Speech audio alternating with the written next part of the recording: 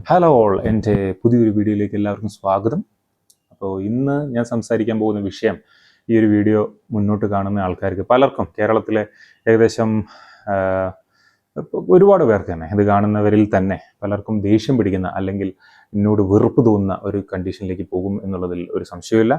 അങ്ങനെ തോന്നിയാൽ ഒരു പ്രശ്നമില്ല എന്നുള്ളത് കൊണ്ടാണ് എൻ്റെ അഭിപ്രായം രേഖപ്പെടുത്തണം അല്ലെങ്കിൽ എൻ്റെ അഭിപ്രായം പറയണം എന്നുള്ളത് കൊണ്ട് തന്നെയാണ് ഞാൻ ഈ വീഡിയോ എടുക്കുന്നത്, അല്ലെങ്കിൽ ഈ വീഡിയോ എടുക്കേണ്ടുന്നാൽ മതി. എനിക്ക് ഞാൻ പറയുന്നത് വേറൊന്നുമല്ല, നമ്മുടെ കേരളത്തിൻ്റെ മതേതരത്വ ചിന്താഗതിനെ പറ്റിയാണ്. മതേതരത്തിൻ്റെ അതുപോലെ തന്നെ നമ്മുടെ രാഷ്ട്രീയ പാർട്ടികളുടെ കപട മതേതരത്വത്തിനെ പറ്റിയൊക്കെയാണ് എനിക്ക് സംസാരിക്കാനുള്ളത്.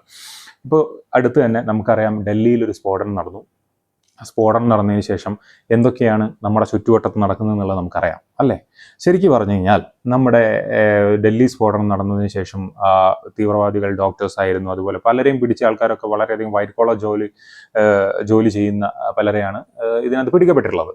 അപ്പോൾ ഇത് പുതിയൊരു ആശങ്ക തന്നെയാണ് കേട്ടോ. കാരണം ഈ ഒരു ഭീകരാക്രമണം എന്ന് പറയുന്ന സംഭവം ശരിക്കും പറഞ്ഞു കഴിഞ്ഞാൽ അത് ഒരുപാട് ചോദ്യങ്ങൾ നമുക്ക് നമ്മുടെ മുന്നിൽ കൊണ്ടുതരുന്നുണ്ട്. അപ്പോൾ അതിനെപ്പറ്റി ചോദ്യങ്ങളെ പറ്റിയൊക്കെ സംസാരിക്കാൻ വെച്ചാൽ ഒരുപാട് ചോദ്യങ്ങളാണ്, ഒരുപാട് സംശയങ്ങൾ, അതുപോലെ തന്നെ ഒരുപാട് കൺസേൺസ് ഒക്കെ നമുക്കുണ്ട്. ഇപ്പോൾ നമ്മൾ കേരളത്തിലെ കാര്യം സംസാരിക്കുകയാണെങ്കിൽ, നിങ്ങൾക്കറിയാം, നിങ്ങളിപ്പോൾ ഫേസ്ബുക്ക്, ഇൻസ്റ്റാഗ്രാം അങ്ങനെയുള്ള പല സാധനങ്ങൾ എടുത്തു നോക്കിക്കഴിഞ്ഞാൽ അതിനകത്ത് നിങ്ങൾക്ക് മനസ്സിലാവും, നിങ്ങൾ അതിൻ്റെ പല ഡൽഹി സ്ഫോടനത്തെ പറ്റിയുള്ള ചില പോസ്റ്റുകളൊക്കെ കാണാം. അപ്പോൾ ത്രെഡ്സിലും ഒക്കെ നിങ്ങൾ പോസ്റ്റ് കാണാം. യെസ്, തിരഞ്ഞെടുപ്പെടുത്തു BJPയുടെ അടുത്ത സംഭവം, ഓക്കെ, BJPയുടെ ഗൂഢാലോചന അല്ലെങ്കിൽ ഗവൺമെന്റ് സ്പോൺസേഡ് ആയിട്ടുള്ള നമ്മുടെ ഇതായിട്ടുള്ള ഒരു ഭീകരാക്രമണം, അതുപോലെ തന്നെ വോട്ട് ചോരി എന്ന് പറയുന്ന സംഭവത്തിന് അത് ശക്തമായി ആഞ്ഞടിക്കുകയാണ്. അപ്പം അതിനെതിരെ തിരിക്കാൻ വേണ്ടിയിട്ടുള്ള ആ ശ്രദ്ധ തിരിക്കുവാൻ വേണ്ടിയിട്ടുള്ള BJPയുടെ കുടിലതന്ത്രം, അങ്ങനെയൊക്കെയാണ് പറയുന്നത്. എന്ത് മോശമായിട്ടുള്ള കാര്യമാണ് ഇതൊക്കെ. ഇത് പറയുന്ന ആൾക്കാരൊക്കെ ശരിക്കും പറഞ്ഞു കഴിഞ്ഞു കഴിഞ്ഞാൽ അതൊരു പറയുന്ന ആൾക്കാരെന്ന് വെച്ചാൽ കൂടുതൽ ഈ മുസ്ലിം മതവിഭാഗത്തു നിന്നുള്ള ആൾക്കാരാണെന്നുള്ളത് വളരെയധികം ആശങ്കയായിരുന്ന ഒരു കാര്യം തന്നെയാണ്.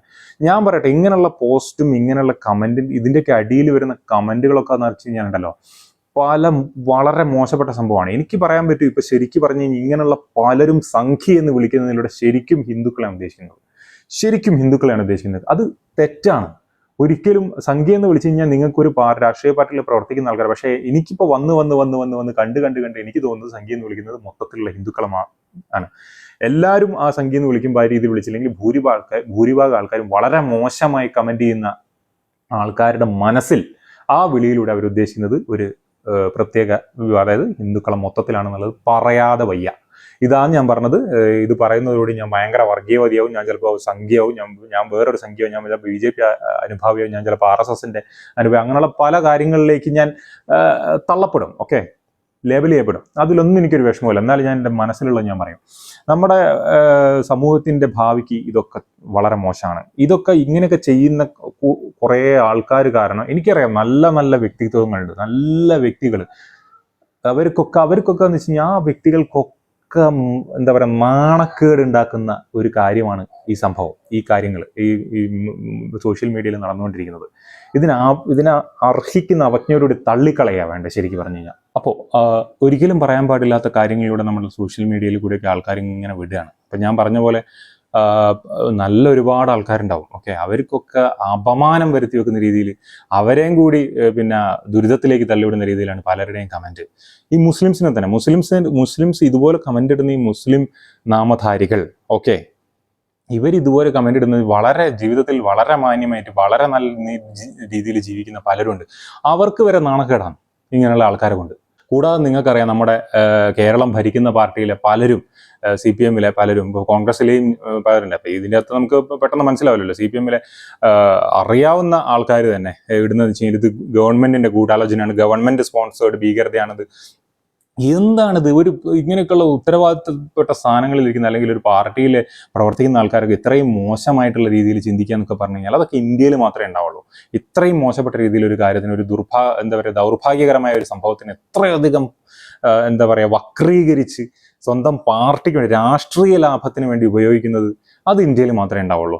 ഇത് ഒരു as an Indian, proud to be an Indian എന്ന് പറയുമ്പോൾ ഇന്ത്യയിലെ ഒരു ബുദ്ധിമുട്ടുണ്ടായി കഴിഞ്ഞാൽ ഇന്ത്യനെ സപ്പോർട്ട് ചെയ്യാൻ വേണ്ടത്, മനസ്സിലായില്ലേ? അതുപോലെ തന്നെ നിങ്ങൾക്കറിയാം, ആസ് എ ഹോൾ ഇന്ത്യ എടുത്തു കഴിഞ്ഞാൽ പല സോഷ്യൽ മീഡിയ അക്കൗണ്ടുകളും സോഷ്യൽ മീഡിയ കമന്റ് ഇട്ട ആൾക്കാരൊക്കെ നിരീക്ഷണത്തിലാണ്. കാരണം ഇപ്പോൾ പിന്നെ അതിനു വേണ്ടി കരഞ്ഞിട്ട് കാര്യമില്ല. ഇങ്ങനെയുള്ള ആൾക്കാർ കമന്റ് ചെയ്യുന്ന സമയത്ത് ഒബ്വിയസ്ലി ഇങ്ങനെ ഒരു ആക്രമണം നടന്നു. ഇപ്പോൾ അൽഫല യൂണിവേഴ്സിറ്റി അതുവഴിയൊക്കെയാണ് ഒക്കെ സംഭവം നടന്നിരിക്കുന്നത്. അപ്പോൾ ഇങ്ങനൊരു സംഭവം നടക്കുന്നത് ഇനിയിപ്പോൾ അന്വേഷണ ഏജൻസികൾ തീർച്ചയായും അങ്ങനെയുള്ള ആൾക്കാരുടെ അല്ലെങ്കിൽ ഒരു രീതിയിൽ അവരെ ട്രാക്ക് ചെയ്ത് അവരിൽ എന്തെങ്കിലും സംശയകരമായ കാര്യങ്ങൾ കണ്ടെത്തുമ്പോൾ അവരെ ചോദ്യം ചെയ്യും, അവരെ ചിലപ്പോൾ ചെക്ക് ചെയ്യും, പല രീതിയിലും ചെയ്യും. അതിന് നമ്മൾ ബുദ്ധിമുട്ട് അവർക്ക് അത് ഒരു മതത്തിനെതിരെയോ അല്ലെങ്കിൽ ഒരു പ്രത്യേക വിഭാഗത്തിനെതിരെ ഒന്നും അല്ല. അത് നാഷണൽ സെക്യൂരിറ്റി ബാധിക്കുന്ന ഒരു കാര്യമാണ്. അത് അവരങ്ങനെ തന്നെ ചെയ്യുള്ളൂ. അതുപോലെ ഒരു കാര്യമുണ്ട്, എല്ലാവരും പറയുകയാണ്, അതായത് BJP ഗവൺമെന്റിന്റെ അത് എന്തിനാണ് ഇങ്ങനെ വിരോധം എന്നുള്ളത്, മതമാണോ പ്രശ്നം, അതല്ല പാർട്ടി സംബന്ധം രാഷ്ട്രീയപരമായിട്ടുള്ള വിരോധമാണോ എന്ന് ചോദിച്ചു കഴിഞ്ഞാൽ അതിന് കൃത്യമായിട്ടുള്ള ഉത്തരമല്ല. ഇവരുടെ ഒക്കെ കാണുന്ന സംഭവത്തിൽ നമുക്ക് ഇത് മതവിരോധമാണ് ശരിക്കും പറഞ്ഞാൽ BJP ഗവൺമെന്റിനെതിരെ എന്ന് വേണേൽ പറയാം. ഇത് ശരിക്കും ഞാൻ ഇത്രയും രൂക്ഷമായി സംസാരിക്കുന്നത് വെച്ചാൽ ഇത് ഈ ഒരു അവസ്ഥ മാറണം. അറ്റ്ലീസ്റ്റ് ഇത് മനസ്സിലാക്കുന്ന, ഇതിന് സപ്പോർട്ട് ചെയ്യുന്ന കുറെ ആൾക്കാരുണ്ട്, അവർ പറയുന്നത് ശരിയാന്ന് പറഞ്ഞിട്ട് അവരും കൂടി മനസ്സിലാക്കണം. ഈ ബുദ്ധിയില്ലായ്മനെ ന്യായീകരിച്ചുകൊണ്ട് കുറെ പോകുന്ന ആൾക്കാരുണ്ട്, അവർ മനസ്സിലാക്കാൻ വേണ്ടിയിട്ട് ആരെങ്കിലും 4 ആൾക്കാർ കാണുന്നുണ്ട്, ഒരിക്കലും മനസ്സിലാക്കാൻ വിചാരിച്ചിട്ടാണ്. കാരണം എനിക്കറിയാം ഞാൻ സംസാരിക്കുന്ന കാര്യം എത്ര കണ്ട് ബുദ്ധിമുട്ടുള്ള ഒരു സംഭവം തന്നെയാണെന്നുള്ളത്. ഇതൊരു വർഗീയമായിട്ടുള്ള ഒരു ചേരിതിവോ അല്ലെങ്കിൽ വർഗീയമായിട്ടുള്ള ഒരു മതവിഭാഗത്തിനോ ഉയർത്തി കാണിക്കാനോ വേണ്ടിയിട്ടുള്ളതല്ല. അതിലേക്കാണ് ഞാൻ വരുന്നത്. ഓക്കെ, അപ്പോൾ ഈ ഒരു സംഭവം ശരിക്കും നമ്മൾ അവഗണിക്കപ്പെടേണ്ടതാണ്. സോഷ്യൽ മീഡിയയിൽ അങ്ങനെ കമന്റ് ചെയ്യുന്നവന്റെ കമന്റിന്റെ അടിയിൽ പോയിട്ട് എന്ത് വൃത്തികേടാണ് പറയുന്നത് ചോദിക്കാനുള്ള ചങ്കൂറ്റം ഇവിടെയുള്ള എല്ലാവർക്കും, എല്ലാ മതത്തിലും, ക്രിസ്ത്യൻസ് ആയിക്കോട്ടെ, മുസ്ലിംസ് ആയിക്കോട്ടെ, ഹിന്ദുക്കളായിക്കോട്ടെ, ആരാണെങ്കിലും ഇപ്പോൾ ഹിന്ദു ഇടുകയാണെന്നുണ്ടെങ്കിൽ അതിന്റെ ചോട്ട് പോയിട്ട് മുസ്ലിം ആയവനോ അല്ലെങ്കിൽ ഹിന്ദു ആയവനോ നീ എന്ത് വൃത്തികേടാണ് ഇട്ടത് എന്ന് ചോദിക്കാനുള്ള ആർജവം ഉണ്ടാവണം നമുക്ക്. അതുപോലെ ഒരു മുസ്ലിം ഇടുകയാണ് അതിന്റെ ചോട്ടിൽ ഹിന്ദുക്ക് ചോദിക്കും, ക്രിസ്ത്യൻസിനും ആർക്ക് വേണമെങ്കിൽ ചോദിക്കാം, നീ എന്ത് വൃത്തികേടാണോ പറയുന്നത്, ഒരു പിന്നെ ബോംബ് സ്ഫോടനം നടത്തിയത് ഗവൺമെന്റാന്ന് പറയുന്നതിൽ എന്ത് യുക്തിയാണുള്ളതെന്ന് ചോദിക്കണം. ഓക്കെ, അതുപോലെ രാഷ്ട്രീയ നേതാവ് പറയുന്ന അവരെയും എതിർക്കണം. ഓക്കെ, കൃത്യമായ വിവരങ്ങളോ കൃത്യമായ അന്വേഷണ റിപ്പോർട്ടോ ഒന്നുമില്ലാതെ ചുമ്മാ അങ്ങ് പടച്ചു വിടുകയാണ്. ഇതിപ്പോൾ ഇന്നും ഇന്നലെ തുടങ്ങിയല്ല, കുറച്ച് കാലങ്ങളായിട്ട് ഇങ്ങനെയുള്ള സംഭവങ്ങൾ അപ്പത്തേക്കും BJPക്ക് ഇലക്ഷനിൽ ജയിക്കാൻ വേണ്ടിയിട്ടുള്ള കാര്യമാണ്. ഇലക്ഷനിൽ ജയിക്കാൻ വോട്ടിന്റെ സംഭവമുണ്ട്. പിന്നെ നിങ്ങളെല്ലാവരും ഈ പറയുന്ന കമന്റ് ഇട്ട് ഇലക്ഷനിൽ ജയിക്കാൻ വേണ്ടിയിട്ട് അക്രമം നടത്തിയ അല്ലെങ്കിൽ ബോംബ് സ്ഫോടനം നടത്തിയെന്ന് പറയുന്ന ആൾക്കാർ അവരുടെ പ്രൊഫൈലിൽ പോയി നോക്കി കഴിഞ്ഞാൽ നിങ്ങൾക്ക് കാണാം, അതിന് മുന്നേ അവരിട്ടുണ്ടാവും വോട്ട് പിന്നെ മെഷീനിൽ തിരിമറി നടത്തിയാണ് BJP ജയിക്കുന്നത് എന്നുള്ള പോസ്റ്റ് അവരിട്ടിട്ടുണ്ടാവും. ഓക്കെ, അപ്പൊ ഇത് രണ്ടും കൂടി കോറിലേറ്റ് ചെയ്യുന്ന സമയത്ത് വോട്ടിംഗ് മെഷീനിൽ തിരിമറി നടത്തിയിട്ട് ഈസി ആയിട്ട് ജയിക്കാൻ പറ്റുന്ന ഒരു പാർട്ടിക്ക് എന്തിനാ ദേശീയ വികാരം മാറ്റാൻ വേണ്ടി ഒരു ബോംബ് സ്ഫോടനം നടത്തേണ്ട ആവശ്യം? ഇത് എത്ര ബുദ്ധിമോശമുള്ള കാര്യമാണ്. കാരണം അങ്ങനെ ഒരു നടത്തി കഴിഞ്ഞാൽ പുറത്തു വന്നു കഴിഞ്ഞാൽ ഊപ്പാടളകൂലേ. അപ്പോൾ വളരെ ഈസി ആയിട്ട് വോട്ടിംഗ് മെഷീനിൽ തിരിമറി നടത്തി ജയിക്കാൻ പറ്റുന്ന ഒരു പാർട്ടിക്ക് ഇത് ചെയ്യേണ്ട ആവശ്യമുണ്ടോ? അപ്പോൾ ഇത് രണ്ടും ഒരുമിച്ച് പറയരുത്, ഏതെങ്കിലും ഒന്ന് പറയുക. അതാണ് ബുദ്ധിക്ക് നിരക്കുന്ന കാര്യം. ഇതൊന്നും മനസ്സിലാക്കാതെ അന്ധമായിട്ടൊരു രാഷ്ട്രീയ വിരോധം കൊണ്ട് മാത്രം കുറെ ആൾക്കാർ ഇതിനെ താങ്ങാനും. അപ്പോൾ ഞാൻ പറഞ്ഞു വരുന്നത് വേറൊന്നുമല്ല, ഇങ്ങനെയുള്ള പ്രവണതകൾ തീർച്ചയായും എതിർക്കപ്പെടണം. കാരണം അതല്ല എന്നുണ്ടെങ്കിൽ ഇത് മറ്റുള്ള ഇപ്പോൾ മതേതരവാദികൾ ഉണ്ടാവുമല്ലോ, അല്ലെങ്കിൽ ഉയർന്നു വരുന്ന കുട്ടികളുണ്ടാവില്ല, അവരിത് വളർന്നിട്ടാണ് സോഷ്യൽ മീഡിയൻ്റെ അതിപ്രസരം അങ്ങ് കയറി ചെന്നിരിക്കുകയാണ്. അപ്പോൾ അവരും ഇത് കണ്ടിട്ട് വളർന്നത്. അപ്പോൾ നമ്മൾ വാർത്തെടുക്കുന്നത് മതചിന്തല്ല അല്ലെങ്കിൽ മതവർഗീയതയുള്ള ഒരു തലമുറയാണ്. അത് ഹിന്ദുക്കളായാലും മുസ്ലിംസ് ആയാലും ക്രിസ്ത്യൻസ് ആയാലും ആരായാലും ആ രീതിയിലേക്ക് മാറ്റപ്പെടും. അത് നമ്മുടെ കേരളത്തിനും അതുപോലെ തന്നെ നമ്മുടെ രാജ്യത്തിനും നല്ലതല്ല. മതേതരം എന്താണ് പുഴുങ്ങാൻ ഇപ്പോൾ ചുമ്മാ അങ്ങനെ പ്രബുദ്ധത എന്ന് പറഞ്ഞ് കുത്തിക്കയറ്റുന്ന പോലെ നമ്മൾ വലിയ സംഭവം നമുക്ക് ഊറ്റടിക്കാനേ പറ്റുള്ളൂ.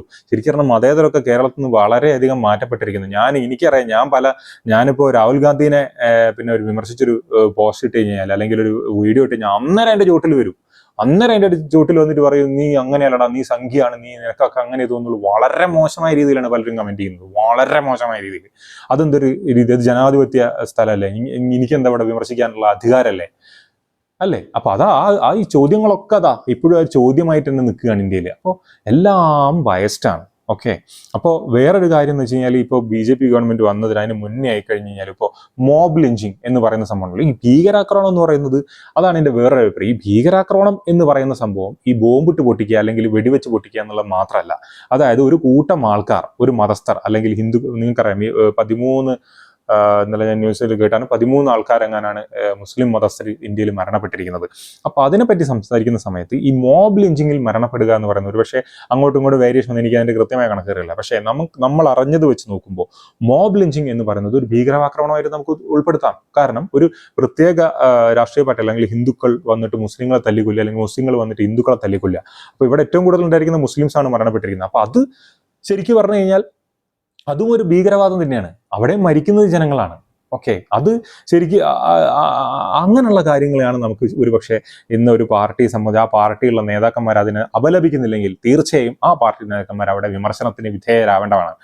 എന്നാൽ ഇങ്ങനെയുള്ള സ്ഫോടനങ്ങളെല്ലാം അത് വേറെ രീതിയിൽ ബന്ധിപ്പിച്ചുകൊണ്ട് രാഷ്ട്രീയ ലാഭത്തിന് അതുപോലെ തന്നെ സ്വന്തം പിന്നെ വർഗീയവാദപരമായിട്ടുള്ള അതിനുള്ള ലാഭങ്ങൾക്ക് വേണ്ടിയിട്ട് ഉപയോഗിക്കുക വളരെ ചീപ്പാണ്. നമ്മൾ പ്രബുദ്ധരാണ്, നമ്മൾ ഇടയ്ക്കിടയ്ക്ക് ഇങ്ങനെ പറയുന്നതല്ല, എല്ലാവരും ഇങ്ങനെ പ്രബുദ്ധ മലയാളികളുടെ ഇത് കേരളമാണ് എന്ന് പറയുന്നതല്ലേ. അപ്പം നമ്മൾ അങ്ങനെ പറയുന്നുണ്ടെങ്കിൽ നമ്മൾ കുറച്ചുകൂടി വിവേകപൂർണമായിട്ടുള്ള രീതിയിൽ പ്രവർത്തിക്കേണ്ടതുണ്ട്, ചെയ്യേണ്ടതുണ്ട്. കാരണം ഞാൻ വീണ്ടും പറയുന്നു, നമ്മുടെ കേന്ദ്ര ഗവൺമെന്റിന് CAA ഒക്കെ വന്ന സമയത്ത് നിങ്ങൾക്കറിയാം വലിയ പ്രശ്നമായിരുന്നു. അതായത് അയ്യോ ഇവിടെയുള്ള മുസ്ലിംസിനെ മുഴുവൻ പിടിച്ചിട്ട് അപ്പുറത്തെ രാജ്യത്തേക്ക് പാകിസ്ഥാനിലേക്ക് കടത്താൻ പോവാന്നേന്ന് പറഞ്ഞ് കരച്ചിലേനൂടെ. എന്ത് നടന്നു? ഒന്നും നടന്നില്ല. അതതിൻ്റെ രീതിയിൽ ഇങ്ങനെ പോകുന്നുണ്ട്. അതിൻ്റെ ശരിയായ രീതിയിലുള്ള ആർക്കൊക്കെയാണ് വേണ്ട അത് ചെയ്യുന്നത്. നമ്മളെ തെറ്റിദ്ധരിപ്പിക്കാൻ വേണ്ടി കുറേ രാഷ്ട്രീയ പാർട്ടികളും നമുക്ക് പിന്നെ തെറ്റിദ്ധരിക്കപ്പെടാൻ കുറേ പാഴ്ജന്മങ്ങളും, അങ്ങനെ എനിക്ക് പറയാനുള്ളൂ. നമ്മൾ കുറച്ചുകൂടി ചിന്തിച്ച് എന്നാലേ നമ്മുടെ സമൂഹം വലുതാവുള്ളൂ, എന്നാലേ നമ്മുടെ ഇത് എന്താ പറയുക നമുക്ക് നല്ലൊരു ഭാവി, നമ്മുടെ മക്കൾക്ക് നല്ലൊരു ഭാവി ഉണ്ടാവുള്ളൂ, നമ്മുടെ രാജ്യത്തിന് നല്ലൊരു ഭാവി ഉണ്ടാവുള്ളൂ. പലരും ഭയങ്കര മറ്റു രാജ്യങ്ങളുടെ ഇൻഫ്രാസ്ട്രക്ചറും മറ്റു രാജ്യങ്ങളിലുള്ള എന്താ പറയുക പിന്നെ സൗകര്യങ്ങളും കണ്ടിട്ട് ഊറ്റം കൊള്ളുന്നുണ്ടല്ലോ. എന്തുകൊണ്ട് നമ്മുടെ രാജ്യത്ത് അത് വരുന്നില്ല? അപ്പം നമ്മൾ അങ്ങനെയുള്ള കാര്യങ്ങൾക്ക് വേണ്ടിയിട്ടാണ്. അതായത് സ്ഫോടനത്തിൻ്റെ അകത്ത് മറ്റേ എന്താ പറയുക ഒളിച്ചു കടത്തലുണ്ട്, പിന്നെ BJP ഗവൺമെന്റ് ചെയ്തതാണ്, അതുപോലെ തന്നെ ഈ RSS ചെയ്യുന്നതാണ്, ഇലക്ഷൻ ജയിക്കാൻ വേണ്ടി ചെയ്യുന്നതാണ്, വോട്ട് ചോരി, മറ്റേ ചോരി, മറിച്ച ചോരി. വോട്ട് ചോരിനെ പറ്റി പറയാൻ വെച്ചാൽ വേറൊരു കാര്യം കൂടി ഉണ്ട്. നിങ്ങൾക്കറിയാം ഈ കള്ളനോട്ട് ഈ കള്ളവോട്ട് എന്ന് പറയുന്ന സംഭവം വളരെ സാധാരണമായിട്ടുള്ള സംഭവമാണ്. കേരളത്തിൽ കള്ളവോട്ടില്ലേ? ഞാൻ എൻ്റെ മുന്നിന്ന് എൻ്റെ ഫ്രണ്ടിനെ പിടിച്ചോണ്ടിരിക്കും കള്ളവോട്ട് ചെയ്യാൻ വേണ്ടിയിട്ട്. നമുക്ക് പേടിയായതുകൊണ്ട് നമ്മൾ പോയില്ല. എന്നാൽ ചെറുപ്പത്തിൽ ആ സമയത്ത് കോളേജ് പഠിക്കുന്ന സമയത്ത്. അപ്പോൾ അങ്ങനെയുള്ള ഒരു സംഭവമാണ്. ഏത് കോളേജ് അങ്ങ് 25 കിലോമീറ്റർ അപ്പുറമാണ്. ഞാൻ അടുന്നാ പിടിച്ചോണ്ടോ മീൻസ് അവരോട് ചോദിച്ചാവും പോയി വോട്ട് ചെയ്തിട്ട് വന്നു. ഓക്കെ, അപ്പോൾ അങ്ങനെയുള്ളൊക്കെ സംഭവങ്ങളൊക്കെ ഇവിടെ ഉണ്ട്. അപ്പം നമ്മൾ ഇതിനൊക്കെ ജനറലൈസ് ചെയ്തിട്ട് ഇത് ചിന്തിക്കാന്ന് വെച്ച് കഴിഞ്ഞാൽ പുറത്തുള്ള ഇത് ശരിക്കും ചെയ്ത ഈ ഭീകരവാദം നടത്തുന്ന ആൾക്കാർ മനസ്സിലാക്കുക എന്താ, കുറെ പൊട്ടന്മാർ ഇന്ത്യക്കാർ നമുക്ക് വളരെ ഈസിയാണ് ഇങ്ങനെയുള്ള ഇന്നലെ പറയുന്നത് കേട്ടു. കാരണം ഈ ഒരു പ്രവണത മൂലം അവർക്ക് കൂടുതൽ ഈസിയാണ്. ഓക്കെ, ഈ ഭീകര സംഘങ്ങൾക്ക് പണം എറിഞ്ഞു കഴിഞ്ഞു കഴിഞ്ഞാൽ ഇന്നെന്ന മതസ്ഥരെന്നൊന്നുമില്ല, ഏത് മതവിഭാഗത്തും വേണമെങ്കിൽ ആൾക്കാരെ കിട്ടും. മനസ്സിലായോ? അപ്പം നിങ്ങൾ ഇങ്ങനെ ഇതും കൂടി ഫെയിൽ ചെയ്ത് കൊടുത്തു കഴിഞ്ഞാൽ അവർക്ക് കൂടുതൽ ഈസി ആവുകയാണ്. നിങ്ങൾ ഈ പറയുന്ന കാര്യങ്ങൾ ഇത് കാണുന്ന ഒരു വ്യക്തി, വലിയ ചിന്തയൊന്നും ഇല്ലാത്തൊരു വ്യക്തിയാണെങ്കിൽ കൂടിയും, ഇപ്പോൾ ഒരു മുസ്ലിം ആയിക്കോട്ടെ ഹിന്ദു ആയിക്കോട്ടെ, അവൻ വിചാരിക്കുന്നത് എന്താ, ഇപ്പം ഞാൻ വിചാരിക്കുന്നത് എന്താ, ഹംഗി എന്ന് വിളിക്കുന്ന എങ്കിൽ ഇപ്പോൾ ഒരു ഹിന്ദു ആയി തോന്നുന്നുണ്ടെന്ന് വെച്ചാൽ അതൊരു മാറ്റം തന്നെയാണ്. ശരിക്കും പറഞ്ഞാൽ അത് ആരില്ല എന്ന് പറഞ്ഞു കഴിഞ്ഞാലും ഞാൻ സമ്മതിക്കില്ല. കാരണം വെച്ചാൽ അതൊരു മാറ്റം തന്നെയാണ്. സംഘി എന്നുള്ള രീതിയിൽ ഹിന്ദു എന്നുള്ള കണ്ടീഷനിലേക്ക് വിളിക്കപ്പെടുന്നു എന്ന് എനിക്ക് തോന്നുന്നുണ്ടെങ്കിൽ ഇതുപോലെ തോന്നിയ ഒരുപാട് ആൾക്കാർ കേരളത്തിലുണ്ടാവും. മനസ്സിലായില്ലേ? അതുപോലെ മറ്റുള്ള സംസ്ഥാനങ്ങളിൽ വേറെ രീതിയിലുള്ള പദപ്രയോഗങ്ങൾ അത് തോന്നിയ ഒരുപാട് ആൾക്കാർ അവിടെ ഉണ്ടാവും. മനസ്സിലായോ? അപ്പൊ അതൊക്കെ നമ്മുടെ രാജ്യത്തിനൊരു നമുക്ക് ഈ പറയുന്ന ഈ സോഷ്യൽ മീഡിയയിൽ ഊറ്റം കൊള്ളുന്നതിനോട്ടുണ്ടെങ്കിൽ ഇത് പുറത്തേക്ക് ഇറങ്ങിക്കഴിഞ്ഞാൽ വലിയ പ്രശ്നം തന്നെയാണത്.